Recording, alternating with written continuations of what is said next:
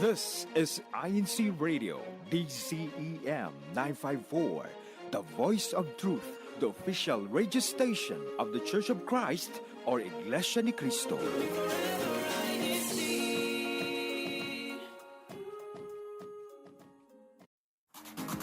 Hello. Hola! Bonjour. Konnichiwa. Ni hao. Ciao. Annyeonghaseyo. Mabuhay! Welcome to Washington State. Explore the sights. Discover new things. Appreciate the arts, music, and food. Travel to new places. Meet the people. Make new friends. In other words, come home with us. Come home with us. This is INC Radio Seattle, Washington.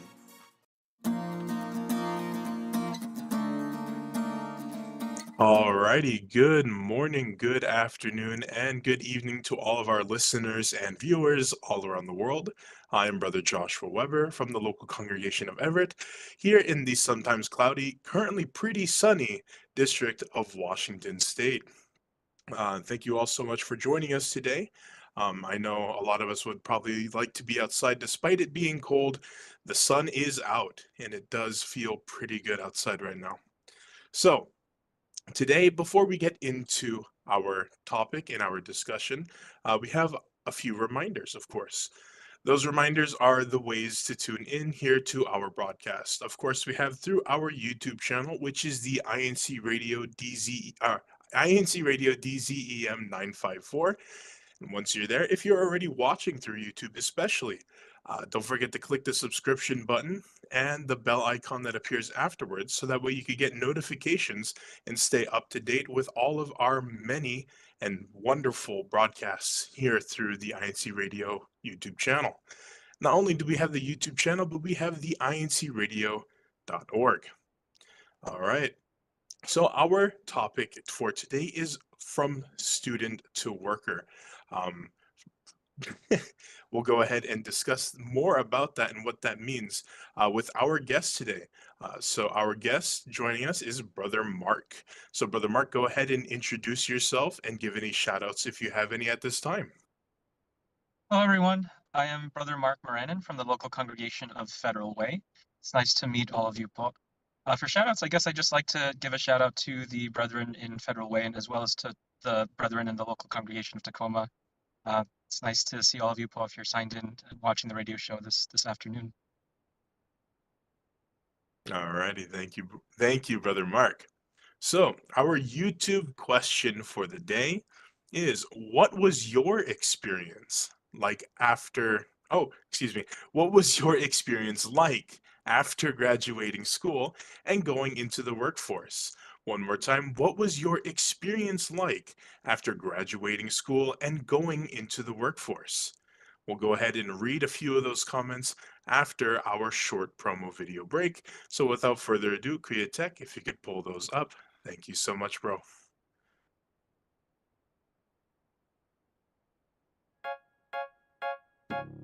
You are listening to Iglesia ni Cristo Radio, the voice of truth.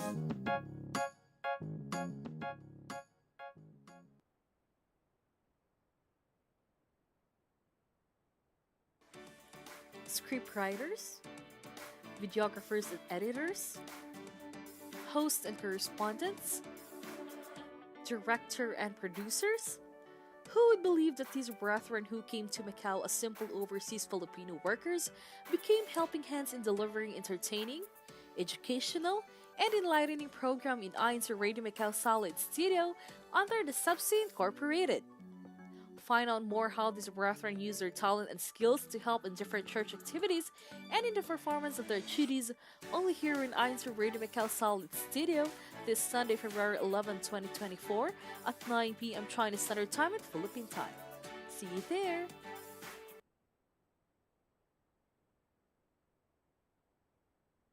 Alrighty, so there we go. Let's be sure to support our other broadcasts, of course, through our YouTube channel as well as the INCradio.org. Let's go ahead and read a few of our comments here from our YouTube chat. From Brother Relly Riviera. Happy Saturday and happy viewing to all the brethren around the world. Greetings from Washington State. Hello po. There we go. Greetings from the Ruiz family. Hello to our listeners and viewers po. We are honored to have you all with us today. Hashtag Tacoma, hashtag Tacoma, hashtag Tacoma. There we go.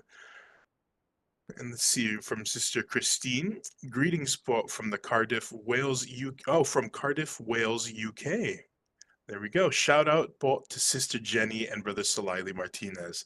There we go. Shout out to our other host and her husband as well. There we go. So, like I said, like we had said before, our topic for today is going from student to worker. So, Brother Mark, firstly, where is it that you graduated from? So I actually graduated from pharmacy school at Long Island University in Brooklyn, New York. And how did you feel about preparing to enter the workforce? So it's definitely very intimidating. Because with school, you learn a lot of the material and you're tested in a way that is very much black and white. You're taking these multiple choice exams. There's only one correct answer for each question. And that's just kind of, really the only way that you can be taught and be assessed on your performance. But when you transition to, actual clinical practice, working on real patients, the biggest challenge is accepting and realizing the fact that there's a lot of gray area. There isn't one absolute correct way to approach managing a patient, even though there are definitely incorrect ways to do so. Isn't always just one correct answer. And so the biggest challenge for me from going from pharmacy school to practicing as a clinical pharmacist is really being able to accept that there is more than one way to approach managing a patient, that there is a lot of gray area. They do say that the practice is also just as much science as it is art. So I think that's definitely the biggest challenge that I found personally in trying to transition away from that black and white mindset of a student and accepting that there is a lot more uncertainty and a lot more gray area in actual real life clinical practice. So I was gonna ask, for example, like what career did you choose? But if you, if for those who are listening also couldn't pick it up, pharmacist. So, were you able to get into pharmacy right away, or your chosen field? Were you able to get into that right away? Yeah, so with me, it's not really a traditional job per se because it's a residency, so it's postdoctoral training. So I actually got this position back in March while I was still in pharmacy school because just kind of the way that the residency application process works. So it's not like if I were trying to find a full-time job right out of pharmacy school, where sometimes it can take a little bit of time.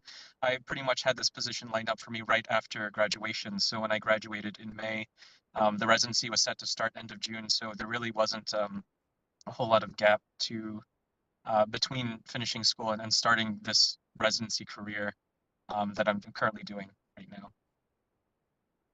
All right. Now, one of the bigger, oh, not bigger, well, of another important question that I know we would love to ask is, what lifestyle changes did you make after becoming a resident at this point, or like starting your residency? So, for example, like your attire from going from, being a student to now working in the clinics and hospitals and such. So, what are those changes that you had to make? So there were a lot of lifestyle changes that had to be made, not just for the career, but the fact that I went to pharmacy school in New York. I was born and raised in New York, and I moved to Washington specifically because the scope of practice for pharmacists is a lot broader here in Washington. So I wanted a program that would offer me the best possible training, the best possible experiences. And kind of a testament to that was the fact that with a lot of what I'm doing as a pharmacy resident here in Washington, I'm participating in activities that would technically be illegal for pharmacists to do in New York, which is just a testament again to how broad the practice here is in Washington State and what pharmacists are allowed to do here, which is really impressive. But just moving from New York to here, there was a lot of changes. I'm not living with my parents anymore for the first time. I'm living in an apartment instead of a house. I have to do my own grocery shopping, do my own chores. So a lot of lifestyle changes were happening just from the move, away from New York to here. In terms of attire, the attire actually didn't change very much because, with pharmacy, there's always this expectation of wearing professional attire, and they define that as business casual. So wearing, button-down shirt, dress pants, dress shoes. They don't require neckties, but the attire wasn't really the big change. It was really just um, being able to live on my own, living in a different place, living in a different state, going somewhere where I really didn't know anyone, not having any family here, that was kind of the big transition in terms of lifestyle, just because I'm on the other side of the country now. It's a big change. Yeah, and of course, Brother Terrell, I know you've, he's the one who also reached out to you to invite you here. I hope we're all very welcoming for you here in our District of Washington State. But so, let's see, what was it that I was going to say? um, for for living, right? When you're now that you're living by yourself, um, how have you, I know that there are new experiences and things like that, but how have you kind of been able to adapt to those changes? Yeah, that's a great question, Brother Josh. So, definitely one thing that I had to do is, because I am relying on myself for my own funding, getting paid from the residency, I had to develop a budget to really try to, navigate some of these expenses like paying rent, paying for groceries, things like that. So I made an Excel sheet to try to track my regular monthly expenses and make sure that I'm not exceeding how much I'm earning. So that was a big change. But I think learning how to budget is just a really useful skill to have for anyone. Um, in addition to that, just trying to plan my schedule more effectively, because with residency, there are, I'm working 40-hour work weeks, but on top of that, I get different assignments and different projects. So technically, I'm spending between 50 to 60 hours per week with residency, but trying to balance those hours with my responsibilities and my duties for the church, as a CWS chairperson, as a choir member, trying to make my calendar and my schedule conform to all of these expectations and responsibilities that I have is definitely a big challenge, because again, now that I'm not living with my parents, I can't rely on them to take care of the grocery shopping or the laundry.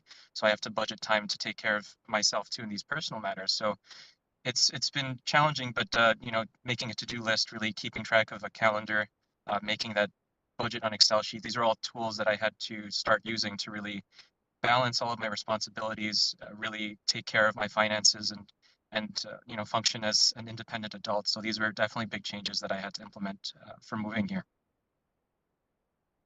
It sounds like you've done quite a bit, and it sounds like you're doing it pretty well. Very, very put together, Brother Mark. I applaud you as well. Thank you, Paul. You're doing great. I want to say you're doing great. Appreciate that. So, I'd now like to ask also, what advice would you give, if you have any, to those who are graduating or about to graduate and they're about to start working? What kind of advice would you give to them? I think the best piece of advice that I could offer, Brother Josh, is to always pray. When I was applying for residency initially back in, December to January of this past year, I knew that I really wanted to get matched to this program. This was my top choice. I was praying really hard during the application process every night. I had my devotional prayer asking for God that I could have this residency, but I also promised to God and acknowledged to Him that, if it wasn't His plan for me to end up here, that I would fully accept whatever He wanted for me, because I knew that that would be the best thing. So the advice that I would offer to students who will be graduating soon, who have a plan set in mind, is to continue to pray for that plan, but also to acknowledge and trust that if things don't go according to the way that they had planned, or God did not provide them with the specific thing that they were asking for, to promise to God that they would accept whatever plan that He has for them, because whatever God has in store for them is going to be better than any plan that they can make for themselves. So that's just I think that's the best advice that I could give, because even living on my own now, I pray every night that God will continue to take care of me, and He has done so. Because, Brother Josh, you said that you were impressed with how put together I was in keeping track of everything, but that's not me. It's really just through prayer and trusting that God will take care of me, even though I'm away from my family, I'm away from a lot of my old friends. I am, living on my own for the first time. It really is God who has been carrying me through all of this, because it's been really challenging for me, but I am still here. I'm still able to perform my duties. I'm doing well in residency. So prayer, it really is the best advice that I can offer. Very beautifully and wonderfully said. Thank you so much, Brother Mark. Um, So that'll be it for our discussion for our main topic. But thank you so much again, Brother Mark, for joining us. And hopefully, this isn't the last time we have you here on INC Radio. So, of course, whenever we have a new topic coming out, we'll be reaching out. So hopefully, we'll be able to catch you when you're available, because I know how residency can be quite varying with hours. So thank you once again, Brother Mark. Yes, thank you, Brother Josh. Thank you, everyone, for having me today. It's a pleasure. It's a pleasure having you. All right. And don't forget, brothers and sisters, especially those who are here in Washington, if you see Brother Mark around in our district, don't forget to say hi. Especially now that we all, most of us who are here now in our chat, know Brother Mark a little bit more. So there we go. Now we're going to go ahead and go into our CFO in action. Um, I will be the one reading off our past, just a few past activities that we had here. Of course, February 2nd, we had our Kadiwa formal. February 4th, the CBI math competition at the Tacoma Chapel. February 9th, we have the INC Giving Food Donation Drive. The Northern Region was donating to Hope Link. Now, for our upcoming activities, we have another INC giving activity, which is the food donation drives. Some later on in this month of February, the Tacoma region will be donating to Nourish Pierce County. The Bremerton region is donating to Bremerton Food Line. There we go. Don't forget to continue to support, brothers and sisters, our INC giving activities. And for our CWS, or our Children's Worship Service members, for the entire district, but done in each local, so district-wide, but done locally, we'll be having our hot chocolate making, and that will be on the February 17th and February 18th. Let's see here.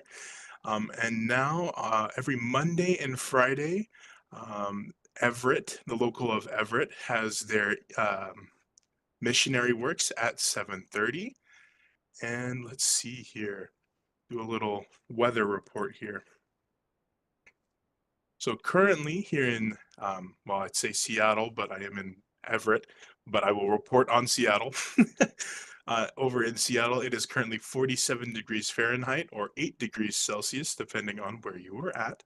The wind probably doesn't do it any justice, because that makes everything so much colder.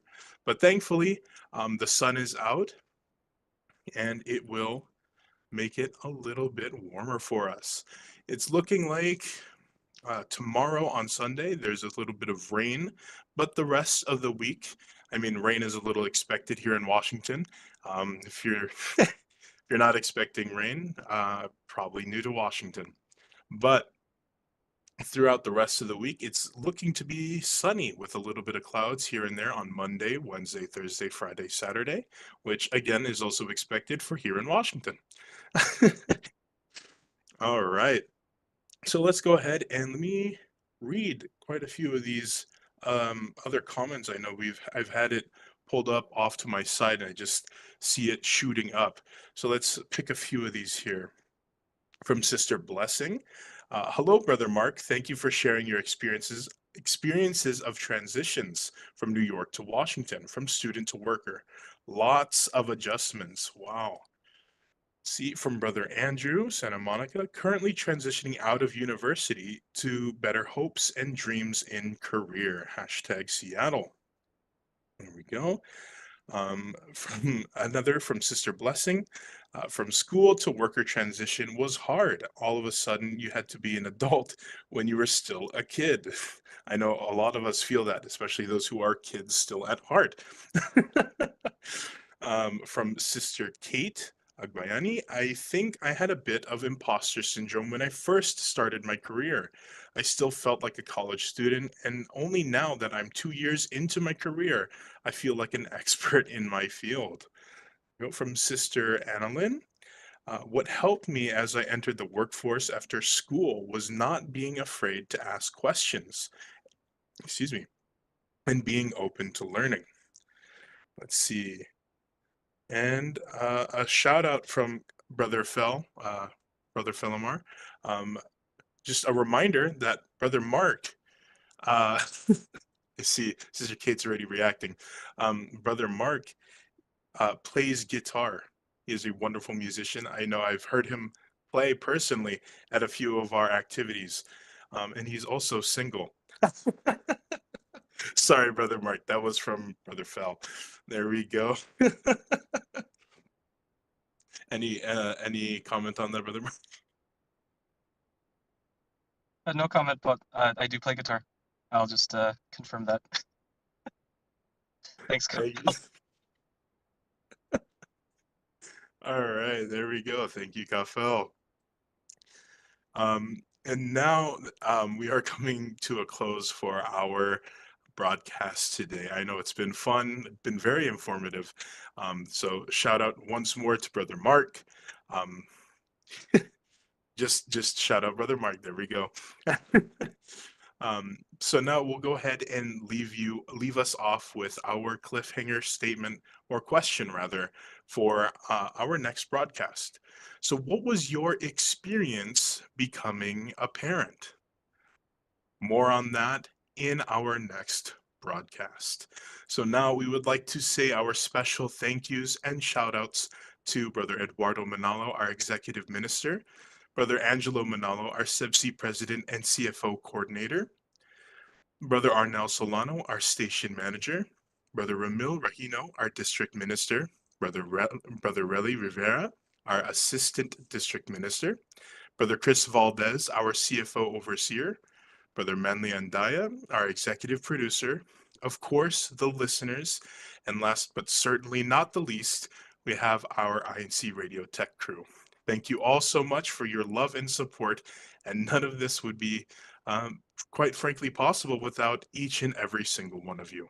So, from INC Radio Seattle, we will see you later.